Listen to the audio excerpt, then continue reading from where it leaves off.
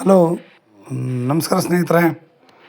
ಈ NP properties ಕಡೆಯಿಂದ ನಿಮ್ಮ ಪ್ರೀತಿಯನ್ನು ಅರ್ಜಿ ಮಾಡುವ ನಮಸ್ಕಾರಗಳು. ನಾವೀಗ ನೋಡುವಂಥದ್ದು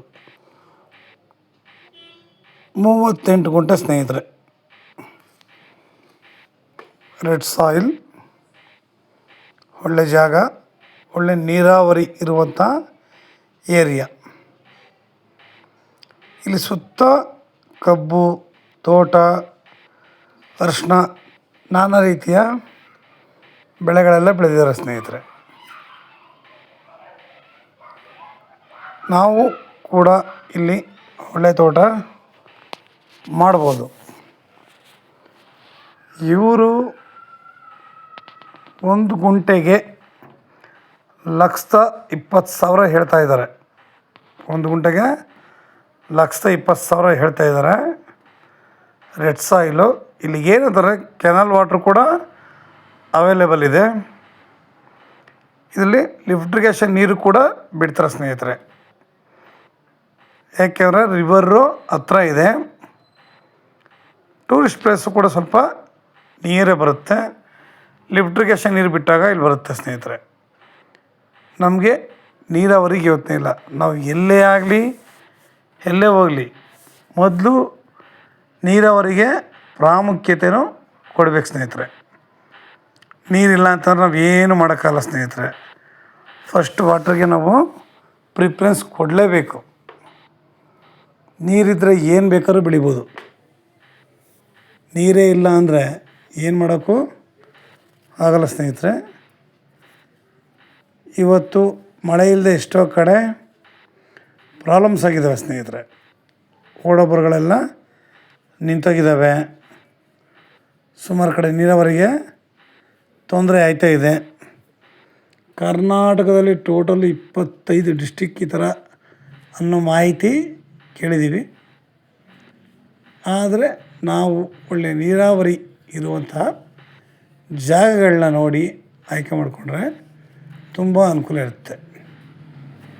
ನೀರಿನ ಸೌಕರ್ಯ ಅಂತಂದರೆ ಒಂದು ರಿವರು, ಡ್ಯಾಮು, ಏನೋ ಒಂದು ಚಾನಲ್ಗಳು ಇರೋಂಥ ಏರಿಯಾಗಳು ತೊಗೊಂಡ್ರೆ, ಬೆಟ್ಟ ಗುಡ್ಡಗಳ ಸಾಲು, ಅಲ್ಲೂ ಅಷ್ಟೇ ಬಿದ್ದ ನೀರೆಲ್ಲ ಸ್ಟೋರೇಜ್ ಆಗಿರ್ತವೆ. ಬೋರ್ ಹಾಕ್ಕೊಂಡು ವ್ಯವಸಾಯ ಮಾಡ್ಬೋದು ಸ್ನೇಹಿತರೆ.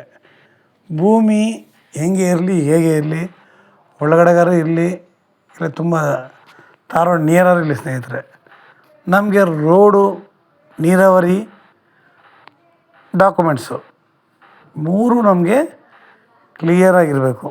ಆಗ ಅನುಕೂಲ ಆಗುತ್ತೆ. ನೀರಿದ್ದರೆ ಒಳ್ಳೆ ತೋಟ ಮಾಡ್ಬೋದು, ಒಳ್ಳೆ ವ್ಯವಸಾಯ ಮಾಡ್ಬೋದು. ಎಲ್ಲರಿಗೂ ತುಂಬ ಅನುಕೂಲ ಆಗುತ್ತೆ. ಜಾಗ ನೋಡಿ ಕ್ಲೀನಾಗಿದೆ, ಒಮ್ಮೆಯಾಗಿ ಸಾಲಿಡಾಗಿದೆ. ಇದು ಕಾವೇರಿ ರಿವರ್ಗೂ ಕೂಡ ಸ್ವಲ್ಪ ನಿಯರ್ ಅಂದರೂ ತಪ್ಪಾಗಲ್ಲ. ಟೂರಿಸ್ಟ್ ಪ್ಲೇಸ್ಗೂ ಕೂಡ ಸ್ವಲ್ಪ ನಿಯರ್. ಅದೇ ರೋಡು. ರೋಡಿಂದ ನಿಮಗೆ ಇಲ್ಲಿಗೆ 300ರಿಂದ 400 ಮೀಟ್ರ್ ಆಗುತ್ತೆ ಅಷ್ಟೇ ಸ್ನೇಹಿತರೆ. ಕೆನಾಲ್ ರೋಡ್ 300ರಿಂದ 400 ಮೀಟ್ರ್ ಆಗುತ್ತೆ. ವಿಲೇಜ್ಗಳು ಕೂಡ ನಮಗೆ ನಿಯರ್ ಇದ್ದಾವೆ ಸ್ನೇಹಿತರೆ. ನಾವು ಈ ಜಾಗದಲ್ಲಿ ನಿಂತ್ಕೊಂಡ್ರೆ ಮನೆಗಳೆಲ್ಲ ಕಾಣ್ತವೆ, ಅಷ್ಟು ಹತ್ರ ಇದ್ದಾವೆ. ರೋಡ್ಗೂ ನಿಯರೇ ಇದೆ. ಈ ರೋಡ್ಗೂ ಅಂತ ದೂರ ಏನೂ ಇಲ್ಲ ಸ್ನೇಹಿತರೆ. ನಮಗೆ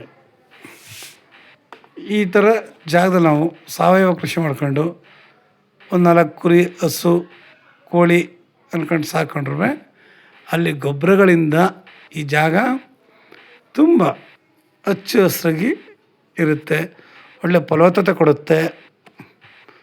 ಯಾವಾಗಲೂ ಅಷ್ಟೇ ನಾವು ನಮ್ಮ ಜಮೀನಲ್ಲಿ ಒಂದು ಮನೆ ಕಟ್ಕೊಂಡು ಪೂರ ಫೆನ್ಸಿಂಗ್ ಹಾಕ್ಕೊಂಡು ಈ ಥರ ಪ್ರಾಣಿಗಳನ್ನ ಸಾಕೊಂಡ್ರೆ ಸಾಕು ಸ್ನೇಹಿತರೆ.